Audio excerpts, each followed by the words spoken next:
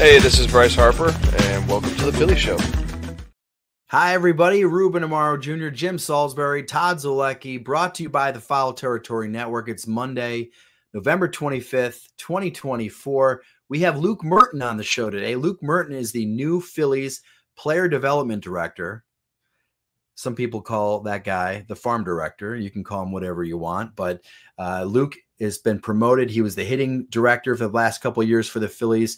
The Phillies, of course, we talked about this a couple episodes ago, made some front office changes. Sam Fuld, the current GM, in a couple of years is going to be the president of business operations. Preston Mattingly, who was on the show at the end of October, who is the assistant GM of player development, has been promoted to GM. So Luke Murton gets promoted, taking Preston Mattingly's old role. And we talked about everything from Luke's journey to this point, his philosophies on hitting, his philosophies on pitching. He's got an extensive scouting background, so we talked a lot about that, influences in his career and his life. We think you're going to enjoy this. Here he is, Luke Murton. Luke, thank you for joining the Philly Show. First of all, congratulations on your promotion to player development director. If we want to kick it old school, we'll call you farm director. I don't know if you have a preference on that, but congratulations on the new gig. No, it doesn't matter to me at all. Thanks, Todd. I appreciate it. I'm excited to be here today, and I'm excited about the opportunity to be working with the Philadelphia Phillies in a different capacity this year. Yeah, how has the transition been? Has it been pretty seamless? Or, I mean, this might sound stupid. Do you get the job and go, oh, crap, I got to learn about all these pitchers now? Because you were the hitting development director for 2 years, right? You're like, oh, my God. You're asking me questions about this lefty in Dominican. I don't know anything about this guy.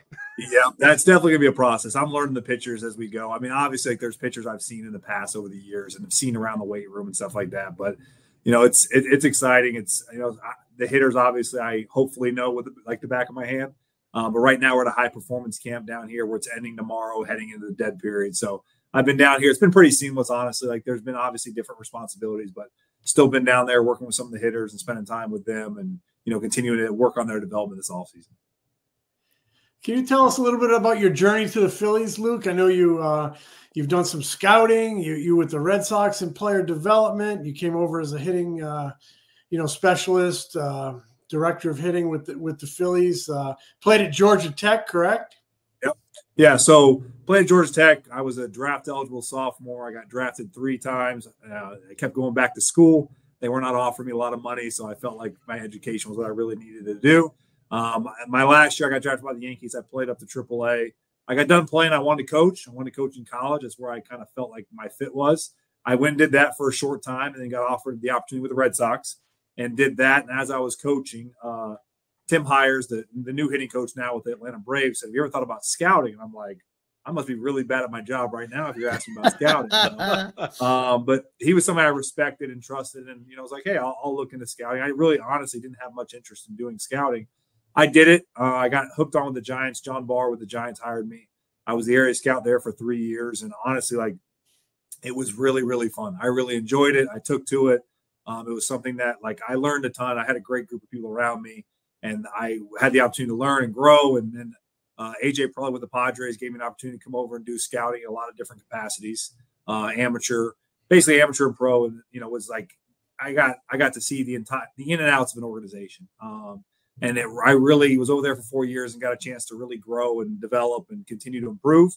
And then the last 2 years, obviously, Preston brought me over here from San Diego and was able to basically run the hitting development in the minor leagues, as well as I spent probably half my time doing scouting for the draft. So I got to do a little bit of both, which was a good opportunity. And then kind of the scouting background strong, which obviously helps, trending into this job. Yeah, I wanted to get into that a little bit, Luke, but I wanted to ask you your relationship with Preston. Did that develop when you were in San Diego, when you guys were there together, or how did that relationship start? Yeah, so Preston and I met. He was with the Yankees for a short time as a player in the off season, and he was there for spring training. He and I just hello, hey, how are you doing? Spoke to each other, nothing real big, but yeah, our relationship really grew in San Diego.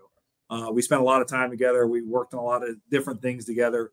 We're very like-minded in a lot of ways, professionally and personally. So, it's just one of those things where we got along really, really well. And, we challenge each other and we have conversations at times. People are like, do you guys hate each other? No, we actually really like each other, but this is part of the process. So Preston's awesome. And honestly, I didn't say this, I'm very thankful that he got the opportunity to do what he's doing now. He's like, it's very well deserved. I think he's going to do an outstanding job, and I am thankful to him to, help me and get into this position and, take over his former position.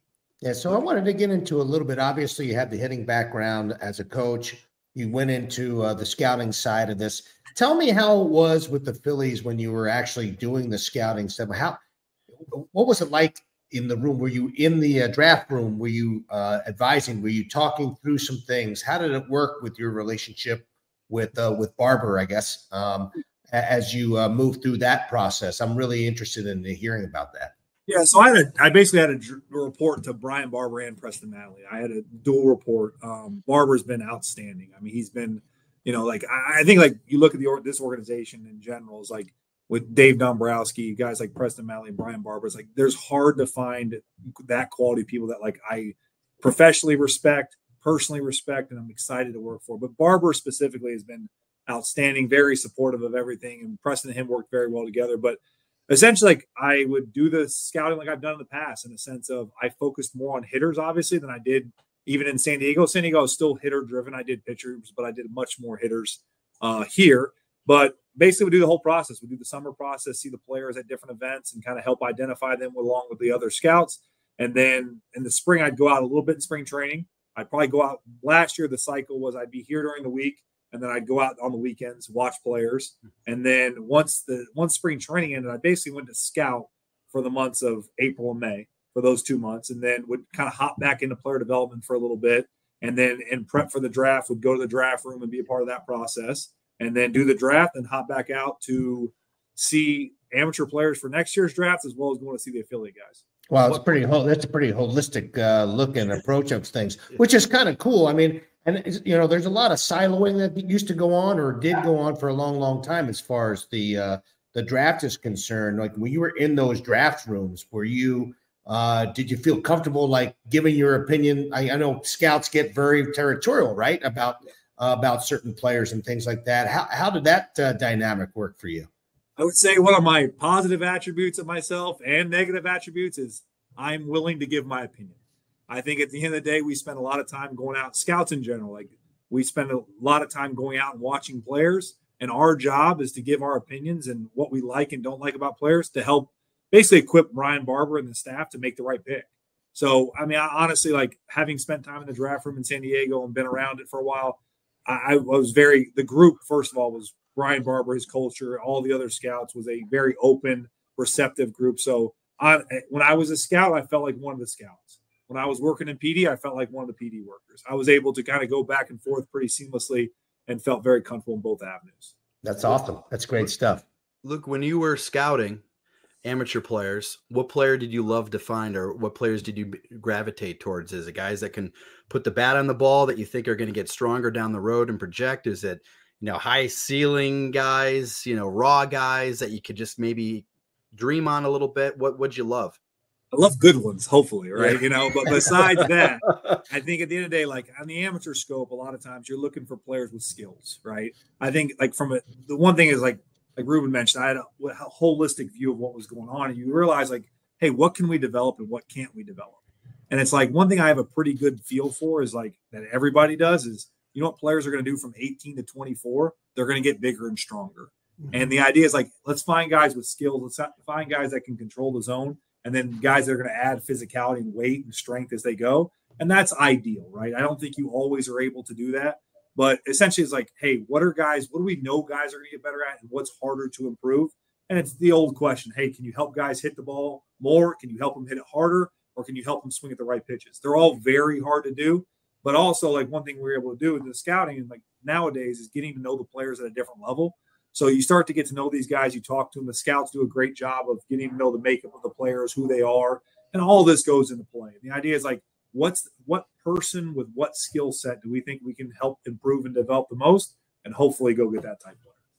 You mentioned skill set, and we talk a lot about these days about chasing pitches out of the zone. I'm always fascinated by pitch recognition and where it kind of fits in how you grade a hitter out, and the importance of that for a young hitter. And can that be can that be developed, and what's the best way to develop it? Do you employ techniques in the system to improve and lower chase rate and get a guy zeroed in the strike zone and help him recognize pitches, or is that all just time in the batter's box?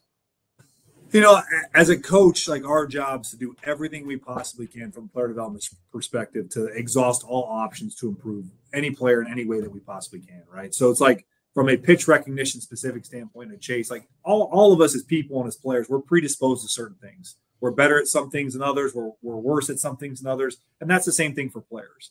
But like guys that chase, like, I think the goal is, you know, if we're using the scouting scale, for example, say the guy chases and he's got a 40 grade, basically, ability to like control the zone.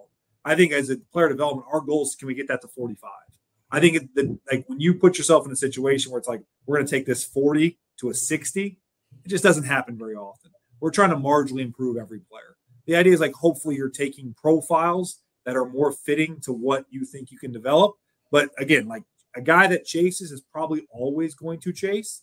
The question just becomes, can you get them to chase less in certain quadrants, or just overall, change it by 2%, which ultimately can help change the profile of the player. Hey, Luke, I think hitting for me has always been something that's very individualistic. It's almost like a thumbprint. Like, everybody has their ability to do X, Y, or Z in some capacity. And there have been, over the last, I don't know, maybe 10, 15 years, like this sort of push to drive the ball out of the ballpark, to create launch angle. Do you employ that sort of philosophy? Is it something that you are really cognizant of, or do you allow that player to like maximize his own whatever abilities he has? How does it work, and what is your sort of thought process on, how to develop hitting, or how you should develop an individual hitter? Yeah. So, like, first of all, with it being individualistic, I think, it is very individualistic. As you know, it's like, we joke down here at this high performance camp, we're telling one player to do something, and then we're literally telling the next player to do the exact opposite. And I'm like, if these guys heard what we were telling to each player, they'd be like, "What? You just told me to do the opposite." Because essentially, to me, is like, from a hitting standpoint, each player has their mechanics and has their movement patterns. And like, the idea just overall is like, hey, how do we get you in the best position to hit? And then how do you become the most accurate with your barrel? Like, those are the first two things any young player, in my opinion, has to accomplish before they can move on to the next step. One thing I've always heard is like, hey, power comes later. Power comes at the end. And it's like, I kind of agree with that. It's like, if a guy can't hit, I don't care if they can hit the ball over the fence yet. The idea is we want to help these guys understand how can we hit, and then we can start to add to power if necessary. And most of the time, if the guy can hit and has strength, he's going to hit the ball over the fence. But I mean, like, in general, I think, I would say from an industry standpoint, I probably lean I probably lean less to, hey, let's get the ball in the air at a certain clip at a young age. I think that's something you develop. I think it can happen naturally. And I think if it doesn't, I think it's something you start to address a little bit later in their development. Luke, you were once one of those players that the farm director was talking to with the Yankees. I know you were in that system for 5 years, and I'm wondering your personal experience as a minor leaguer. How does that shape how you talk to players? How does that shape how you view players, evaluate players? Because there's a lot of doubt and frustration, and when guys struggle, etc. I mean, how does that shape how you do your job on a daily basis? Yeah, I mean, a couple of things. Like, I actually just I had the opportunity on behalf of the Georgia Scout Association to give my college coach a Lifetime Achievement Award, and I was telling stories about my relationship with him and how it was as a player. And you start to go through that process, and this, but when I going through that process before giving a speech, you realize all the ways people have impacted you and helped shape to who you are, who you are as a person, who you are as a coach, and all that. And like, Mark Newman was our farm director when I was in New York, and I remember one time I had a kid at the time. I was married, and I was like, hey, what am I doing? Like, what is this really going to look like? And I remember saying, like, hey, Mark, I'd like to talk to you at some point. He said, yeah, come into my office at this time. I was like, okay, sounds good. And I walk in there, and he just bam, bam, bam, bam, told me what I needed to do, what I didn't do well, and how I can get to where I want to get. Mm-hmm. And like, in that moment right there, it was educational, but it was also very to the point and very respectful. And it's something that, like, I've taken to players, dealing with players now, in this role and as the director of player development, the one thing is like at the end of the day, like there's two sides of this. There's the professional side and there's the personal side. It's like I want every player to know that I care about them as a person. Like, and I think like the best way you can help impact players is to love them and know that, hey, this guy actually cares about who I am. But there's also the fine line where it's like, hey, I care about you as a person, but professionally, if we don't do this, this, and this, what you want to happen is not going to happen. And I think like the combination of being direct and just caring about them, you're kind of able to touch both sides of the spectrum and hopefully impact them and help them to get not only grow as players, which ultimately what we want to do, but also grow as people. You're kind of, as farm director, and you're kind of on this topic here, leading this way. There's going to be days when you make a kid jump for joy by saying, hey, you're getting promoted to AA. And there's going to be days when you're going to have to tell a kid that your dream is not going to come true. It's time to go home. You have to release a player. Have you thought about what those conversations are going to be like, the good ones and the gut-wrenching ones? And I think, like, ultimately, like, even when it comes to scouting, right, and coaching the last couple of years, it's like the goal is how can you make the player better and what's best for the player. And I do think in general, it's like if we stay player-focused, you're also doing what's best for the organization. I mean that like this, and I mean this respectfully. If you're releasing a player, the best thing for them to probably do is to go home. Like Major League Baseball's tough. Minor League Baseball's tough. And like, is it going to be a tough conversation? Yes. But looking at a 25-year-old who you're forecasting of not impacting the major leagues at all and them going to, again, they may take an opportunity and go somewhere else or to move on with their life and get a different job. Like ultimately, I think it's something they don't like in the moment, but you're ultimately, in my opinion, doing what's best for the player. So yes, are some conversations going to be more fun than others? Yeah. But I think if you ultimately stay on, hey, this is what I think is best for the player, it's going to make it a little bit easier. Hey, Luke, I was just wondering also, who are some of the people that you feel have really impacted, I don't know, staying sort of on the same theme. Are there any individuals either from the Yankees or Boston or wherever that you can point to and say, you know what, this person, maybe it's Nooms, maybe whoever. I mean, I was just wondering if there's anybody specifically that you when you think about how you go about your job, who are the people that sort of have impacted you as their mentors? Yeah, I mean, like big picture wise, like the two people that have impacted me the most in my life are my dad and my brother. Okay, like my parents, I grew up in a Christian home. I accepted Christ at a very young age, and I've, for the most part, made a lot of mistakes, but I lived for Him, and that's the basis of who I am as a person at the end of the day. And so between my dad's example, my older brother Matt, who played in the big leagues, played in Japan, did all that kind of stuff. I hope he doesn't ever watch this because I never tell him I like him, but like he's had a huge impact on me. And like from a professional standpoint, I mean, Mark Newman, I mentioned, I've had, Justin Turner was one of my hitting coaches for a couple of years in the minor leagues, was great. Tommy Slater, I loved in the minor leagues. We actually just hired him over Slate coach. Oh, you did? Yep. Yeah. Oh my goodness. I work with Slate with the New York Mets. So that's awesome. Yeah. So I'm excited about having him. And then, again, like I go to like post playing, you have John Barr, who hired me, Ed Creech, a longtime scout, former scouting director, AJ Preller, Logan White with San Diego, Chuck Lamar with San Diego.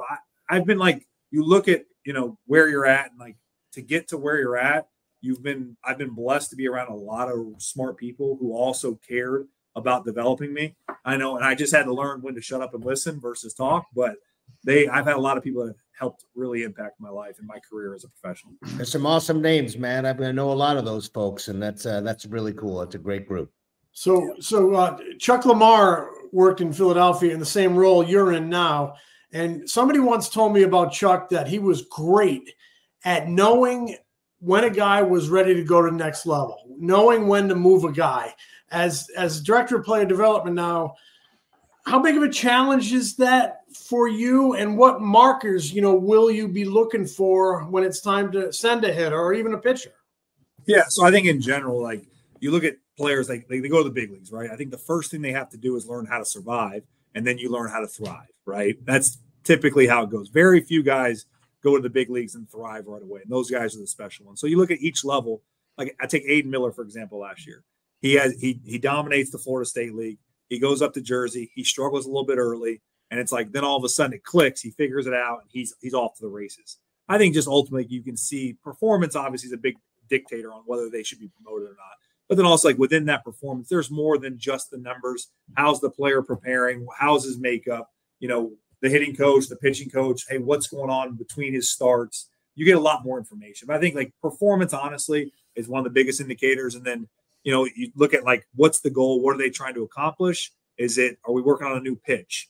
Are we working on a different move in the box? You know, and once those things start to be accomplished with the success, that to me is probably a better idea of when it's time for them to move. So I've always sort of believed in sort of challenging certain guys and then, you know, slowing certain other guys down. Do you feel like that's a individual thing as far as their overall makeup? Are you willing to, are certain guys willing to really challenge them, even though you know they may be failing, that they may be able to handle that mentally? And do you slow those other guys down that may need to have success to be able to continue to have success later on and build their confidence? Yeah, I think they're like you said, there's a balance to that, right? Knowing the kid, knowing where they're at. I think also the organization. I think right now, like, if you look at our major league roster, we're in a very, very good position. We have our 26-man roster is one of the best in baseball. And we're not in a rush for these guys to get there. But at the same point is, if these guys are ready to go, we can push them. So it's finding that little bit of tension, right? Where it's like, they don't really have to go, but they can go, and finding the right balance of when it's time to go. But I think in general, like, would not be – Aidan Miller went from low A to double A last year. Justin Crawford was a little bit slower. And it's like, to me, though, both players ended in double A, and from a development standpoint, they both were at the levels they needed to be at the time. And just because one moved faster than the other doesn't mean he's going to be a better player. It's just different situations. Did you scout Aidan before the Phillies drafted him? Yep. And I saw him in the summer. And tell me what you loved about him, and what did you think when you first saw him? Yeah, I mean, Aidan was one of the most talented kids there was. I mean, I think at the end of the day, like, and he showed that this year. He had very good at bat quality. He saw the baseball very well, and he had power. And then he had the ability to stay on the dirt. And, like, I think even from my perspective, he's performed better at shortstop than I would have even anticipated. The development he had defensively this year, Adam Everett, and what he did with him this year was outstanding. I think he's going to continue to grow and, like, ultimately has the tools and capacity to stay at shortstop. Wow. That's good stuff. What about Crawford? What was your feeling? Did you scout him as well? Yeah, no, I saw all these guys. And that's one thing that's been cool about the last couple of years is, you know, they'll talk about high school. I'm like, oh yeah, when you were at this event, and they're like, oh yeah, you were actually there. So we can kind of go back and talk through that. But yeah, Crawford was obviously an ultra talented kid. His makeup to me is like, you can make the argument it's one of the best in the organization. I mean, he's a tough kid that is a competitive guy. That's like, he's the guy you want up to bat when the game's on the line. You trust him. I mean, he's out there. I know right now in USA they played Japan last night, and I didn't see I know he got a hit. I didn't see his final line, but he's playing in front of, I think, 55,000 people, and you're like, yeah, he's going to be okay. He loves the lights. He does a great job. But yeah, he's an ultra talented player. Always been productive. Like, guy, it's like, hey, you look up and he got 2 hits. You feel like every single night. What kind of challenge is it for you as a hitting guy to now have to, as Todd indicated earlier, to have to oversee all of player development, which includes pitching? And who will you lean on in that regard to, you know, make your decisions and you know, guide players? Yeah. So, I mean, like, Travis Hergert is our pitching coordinator right now. He's done an outstanding job. I've, you know, not worked directly with him, but I've seen him work. He's done awesome. But at the end of the day, like, I think to me, it comes down to, it's more, you know, from a development standpoint, I'll be less hands-on of how to develop them. And it becomes more just a straight evaluation and where they're at. And that's the one thing with the scouting background. I've been very fortunate to see a lot of the major league pitchers over the years, be in the trade deadline in San Diego for 4 years. And in those 4 years, San Diego made quite a few trades, if you remember. Yeah. So being a part of that, I was able to learn a ton about pitching. And even the last couple of years, I've been obviously less geared towards pitching with everything else going on, but I've seen our pitchers. I've seen, you know, some of them throw to this point, and scouted them and scouted other pitchers. I mean, I saw Jackson Joe pitch this year. I saw the 2 first, college first rounders this year pitching wise. I got to see Painter in the fall league. So I have not completely lost touch of the pitching. Who's like, you know, as you did some scouting, I don't even know if you can answer this question, but Mike Arbuckle was the former scouting director with the Phillies, an assistant GM, a longtime Atlanta Braves scout. And I once asked him, like, hey, Mike, who was the most talented player you ever scouted as an amateur, and he mentioned Will Clark. Is there anybody in your time as in scouting that just mesmerized you, as an amateur player? Yeah, I mean, this guy really went off this year, but Bobby Witt, I mean, like Bobby Witt was obviously really, really talented. We talk about two-way. I mean, I remember watching him at USA, and he got on the mound, was like 95, 96, spun a breaking ball and threw strikes. You're like you could write this guy up easy as a first-round follow as a pitcher. Wow. And I think like these ultra-talented guys, you see, I mean, Jack Caglione, goes in the top 10 picks this year. I remember seeing him. He's got huge raw power. I remember watching this left-handed pitcher hit BP at East Coast Pro, and I'm like, this guy's hitting the ball a long ways. I'm like, this guy's kind of interesting as a hitter. Who is this? I have no idea who these guys are at the time. And then it's pouring down rain. I usually sit behind home plate at these events, but because it was pouring, I was kind of up on the side. And then some lefty comes in throwing 97 miles an hour. I'm like, who's this? And it was Jack Caglione. So yeah, over the years, you get to see guys, and a lot of the big leaguers will tell stories of what they did on both sides as young players. And honestly, like the ultra talented ones, it's true. They have that type of athletic ability, that type of physical ability. And a lot of times they can do it on both sides of the ball. I had a chance to see Caglione, the Jack Tani, I guess they call him, but I had a chance to see him this fall because I was doing the MLB Network broadcast. And not only does he have some serious pop, but he's actually looks like a pretty talented hitter. I mean, used the other field well. I mean, I was really surprised that for a guy who's really that young, I mean, he's literally right out of the draft, to be able to handle the bat the way he did and utilize the entire field. Pretty cool. Yeah, there's no question. He's a very talented individual, and I'm sure the Royals are happy they have him. Yeah, they are. Yeah, Luke, you mentioned a lot of the influences you've had in your career, and I'm wondering, you had about like a dozen at-bats or so in spring training with the Yankees. I think it was in 2013. Yeah. Do you run across, were you there long enough to have a conversation with Derek Jeter or any of the big leaguers that were there in camp, and anything that they said maybe impact you? Yeah, I mean, it was playing. I got to go to spring training. I got invited to spring training after I had a good year in Double-A. I went from, a non-prospect to a suspect, for just a short time. But I got to go and, again, you're sharing a locker room with A-Rod and Jeter and Robinson Cano when he was in his heyday, Mark Teixeira, Ichiro, Curtis Grant. You could just name like every position was just like, oh, whoa. So yeah, I got to be there for 2 weeks. I remember I tell a story about when I got sent back to minor league camp. I was in there with Cashman, Joe Girardi, and all these guys, and they're like, "Hey, do you have any questions?" I'm like, "Yeah, can we do this tomorrow?" And they're like, "What?" Like this is. And I'm like, yeah, well, tomorrow is meal money. So if I can get meal money before I leave, that'd be awesome. But I didn't get it. But you know what? It was a great experience to be there. I got a couple of hits too. I remember this is bad. I remember this, but when I was in camp, I got 10 at-bats. I got 3 hits. I went back to minor league camp, and then they sent me back up for a day. I'm like, I don't want to hit. They're like, wow. I'm like, I'm a 300 hitter in the big leagues. I don't need to hit. And then I faced he pitched here. I can't think of his name. The lefty with a low slot that threw really hard. Pitched for the Rangers and pitched here. Jake Diekman. Diekman. Yeah, that's right. That's right. Yep. So Diekman was throwing. I hit a line drive up the middle. I'm like, all right, I can have another at bat now. My batting average stay over 300. So it was a fun experience. It's like one of those things where obviously the goal was always to play in the big leagues. I felt like I had the ability to do it. That was the goal. Obviously not reaching the goal was not something that it's disappointing at the end of the day, but having that big league experience, big spring training, big league experience to be around those guys was cool to draw back on. Where was that decision for you when you said, okay, I'm not going to be a Major League Baseball player. I'm going to move on. And how difficult was that for you to make that call? Yeah, it was hard for me. Cause again, was a very, probably still am a very competitive person. It's like, hey, this is what I want to do, and I got to figure out how to do it. But I got put in a situation where I had a good year in Double-A.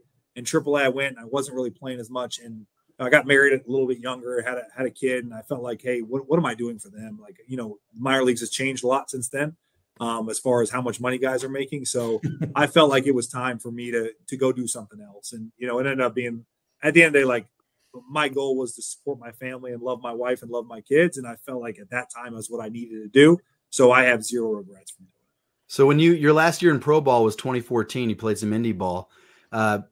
When you decided to hang up the cleats and stuff like that, could you have ever like, what was your goal at that point? Was it just, I want to stay in, and you mentioned coaching and stuff like that, getting in the college coaching, but is this kind of beyond your wildest expectations to be farm director for the Phillies, or a couple of years in, you're like, maybe I can kind of get on that trajectory? Yeah, I think like when I got done playing, I was like, I wanted to go be a college coach. I felt like that would have been a good fit for me. It's like that's where my head was at, and obviously God had different plans. But like, as far as like, what do you aspire to be? I mean, I've told people this before. Is like, I want to be a high achiever at whatever I'm doing, and like, what does that lead to? I don't want to say I don't know and I don't care, but like I don't know and I don't care. I just want to be really good at what I'm doing. And I think like if you truly like one thing I never did a great job of as a player until I got older. I think because my brother played in the big leagues, I saw what he did. He was a first round pick, and it was like, yeah, if my brother did this, I can do all this. So it's like I want to go there. And then I think what I've learned on this side of it is I just want to be really good at where I'm at. And once as a player, I realized, hey, be comfortable where you're not comfortable, but be content where you're at, but still work for more is helped me a lot. And I think like I've been able to take those learning experiences as a player and like just, hey, I'm going to go be really good at my job. When I was an area scout for the Giants, I want to be as good as I possibly can be. Hey, how can I grow? How can I learn? And how can I get better? I mean, like even now, it's like our organization the last couple of years, we've, improved in hitting in the last couple of years. And it's like, yeah, great. Like now what? Now, how are we going to get better? I think like if we focus on that, then all the jobs and aspirations and stuff will kind of take care of itself. And I'm like, I say that I'm very thankful and blessed to be where I'm at, but like, it's just another day. And like, hey, how am I going to get better at doing this job today? And what can I do to impact the Phillies? It's funny. You mentioned Jake Diekman. He was one of my favorite stories in the last decade or so, because he was a Phillies prospect, or pretty much a Phillies non-prospect. And he was pitching in the South Atlantic League in Jersey, and he was way up here. And he was struggling badly after a few years, and he thought he was going to get released. And, they came to him and said, we're going to try something. We're going to try dropping you way, way down. And they kind of put him on the IL with a phantom something or other. We would never do that, Jim. We would never do that. and they worked on it in the bullpen. Yeah. And that move changed his life, made him a many-year big leaguer, a multimillionaire. I mean, it's amazing the impact that player development can have on a kid's life and a kid's career when you just think out of the box and you're a little bit creative. Do you have any of maybe of those type of stories and have seen types of things like that over the years? No, I mean, that's a good point. I remember the similar story. Aaron Luke was kind of the same thing. If you look at Aaron Luke, younger in his career, he threw from a higher slot. I remember facing him one day. I'm like, oh, we're facing Luke. This is great. And then he was throwing from a lower slot and threw harder. I was like, this is not great. I'm not happy he's throwing. But I think overall, like in player development, I think the idea is like you have to be willing to like challenge yourself in certain spaces. And like you the one thing to me is like if we focus on the process, then the results will take care of themselves. And it's like if we feel like just a pitcher, to your point, is like he's throwing from here, it doesn't work. You drop him out. Let's find out.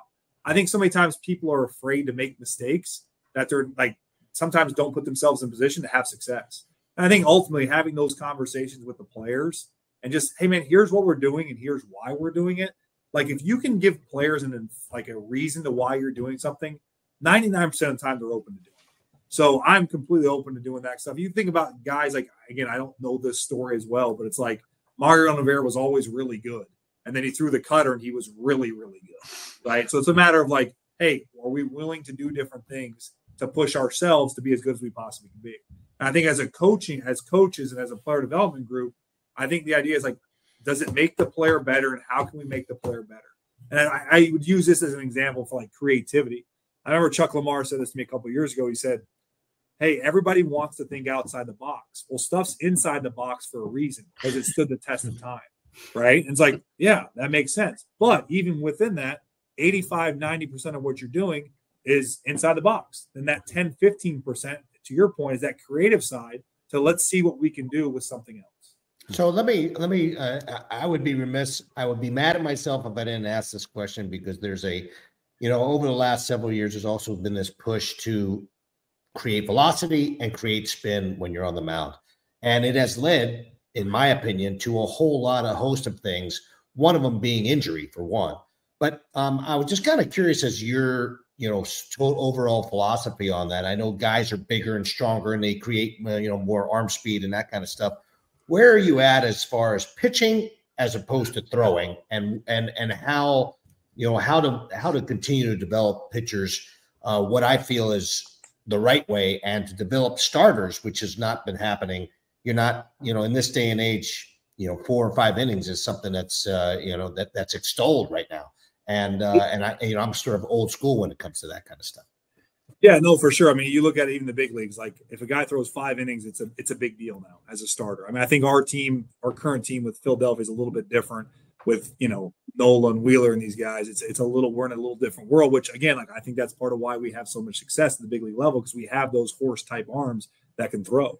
But ultimately, like, I think in general, that is like each player has capacity to do certain things. I think like you can't make a reliever a starter. It's a little easier to make a starter a reliever. But let's take Andrew Painter, for example. Obviously, he's come back from injury in the fall league. He was outstanding. The velocity was there. The command was there. He separated 2 breaking balls. He was competitive. He performed all those things, right?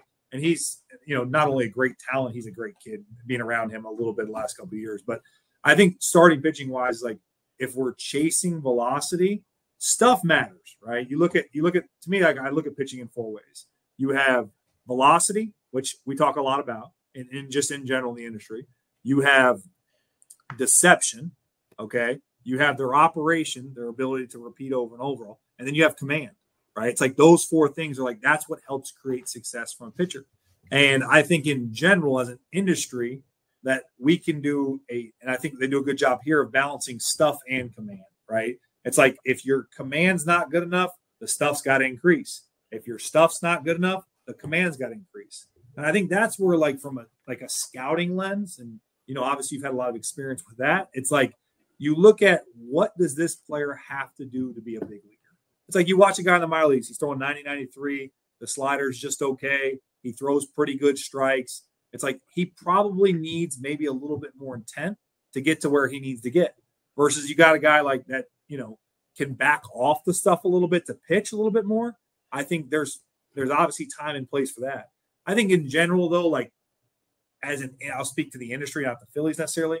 I think the industry is chasing stuff more than I probably would.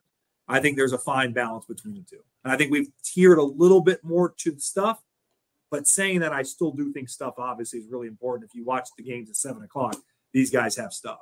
But what's the balance? I think as an industry, it could be a little bit more towards the pitching aspect versus the throwing aspect. Really good. Look, we had Preston on late October, and I asked him at the end of our conversation, I said, is there an under the radar guy? Speak from the hitting side since you're most familiar with him. Is there an under the radar guy that you watch play and you go, I cannot believe more people are not talking about this dude. Like this is wild to me. Like who would that be for you if you feel like naming somebody? Yeah, no, I mean, I think like the one guy this year that I went and watched play, and then I looked at his numbers and I got done. And I'm like, and I just saw playing the fall league, Otto Kemp. Okay. Yeah. He's a little bit was an undrafted player, can play third base, some second base, some first base. I think he's going to play. He played a little bit of outfield in the fall league, may play a little bit of outfield this year. He's a guy to me. It's like, he's not one of the famous guys, but he just keeps getting better and better and better. It's like, he's the guy that makes you sometimes feel like a good coach because you tell him something, he kind of does it. You're like, oh, wow. But it's really comes down to his ability and his aptitude to make adjustments. He's done a tremendous job. I mean, he's a talent. Honestly, he's a talented kid too. It's not like he's just one of these players that is completely self-made. I mean, he's hitting balls in the fall league a long, long ways, but he'd be the guy to me. He's like a little bit under the radar. I think by the end of this year, he won't be under the radar as much. Interesting. That's awesome. And then I have one last one. You said you have, how many kids do you have? I have two little girls. 2 little girls. Do they play softball or baseball or? So they both love soccer. And okay. Then my oldest one she does play softball. I think my youngest one might play softball, but she wants to play street hockey right now. So, okay. I mean, all I know is my 8-year-old, I had skates on and a hockey stick out there the other day, just trying not to fall over. We had fun. Oh, that's funny because I was going to ask if they were into softball. Like, what hitting tips do you give a kid that age? Because a lot of kids in Philly right now, they're going to be cramped up inside all winter, and they're going to want to maybe hit the ball around. Do you have any tips for them? I would say get to a good position to hit and be accurate with your barrel. That's what I would tell them. I said, like, how easy can you, we call it simplistically your load and your unload. How easy can you get through your load? And then how explosive can you be through your unload and stay on the ball? That's what I would tell them to do. And they'd probably be like, what is he talking about? Hey, just swing hard and have fun. How about that? When you go to a Little League game in the Philadelphia area, every dad says, get your elbow up, because that's how Mike Schmidt did it. I struggle with the coachisms. I'm not great with the coachisms. My daughter played, and she never played travel. She played in a travel tournament the other day because honestly, she played with her cousin, my sister's daughter. She's like, hey, have her come play. They need an extra player. And hearing the things that were said, I was just, woof. It was tough. It's hard to bite your tongue. It's hard to bite your tongue when you see some of that stuff. It drives Todd crazy. Todd's going through it now. It drives him nuts. Yeah, I have an 8-year-old boy, and my girl's middle child's 5. She's getting into t-ball, and you hear a lot of crazy stuff. Kevin Long, I talked to him like last summer, the summer before. Yeah. He said when he got the hitting coach job, his first hitting coach job, his dad said, man, oh man, you're going to be in for it because everybody thinks they know just enough about hitting to tell you that you're doing the job wrong. The one I always love is when the parents say, you got to want it more. I'm like, he wants to hit it. It's really not that easy. Yeah, people do forget it's the toughest thing to do in sports. I'm convinced of that still. Oh, there's no doubt. I tell guys all the time. I try to tell them, I know this is hard. The funny thing about that comment, it's the hardest thing to do in sport. Like, somebody made that up 100 years ago before they were throwing 98 with big spin, and carry through the zone and every pitch you could even dream of. There's no doubt. It's not getting any easier. I can tell you that. Oh, that's great. Well, that's why it's probably good I got out of the director of hitting job and not smart. Player development, Smart. That's forward thinking right there, baby. There we go. Well, Luke, that was a lot of fun, man. Thanks for coming on. Best of luck to you. Enjoy your new gig, and all three of us, I'm sure, will see you in Clearwater in just a few weeks. Yeah, well, thanks a lot. Appreciate it. Congratulations again. I enjoyed it. Good luck to you, Luke, man. I wish you the best. I really do. Thank you, Luke. Thank you again to Luke for the time. Philly Show will be back later this week. Take care, everybody. The Philly Show is brought to you by the Foul Territory Network. Subscribe to The Philly Show on YouTube and wherever you get your podcasts. If you like us, give us a review. Follow us on Instagram, TikTok, X, Facebook, and Threads. Find Ruben's analysis before, during, and after Phillies games on NBC Sports Philadelphia, on the Sports Radio 94 WIP Morning Show, and MLB Network. Find Jim at allphly.com. Find me at MLB.com, the Phillies Beat newsletter, and MLB Network.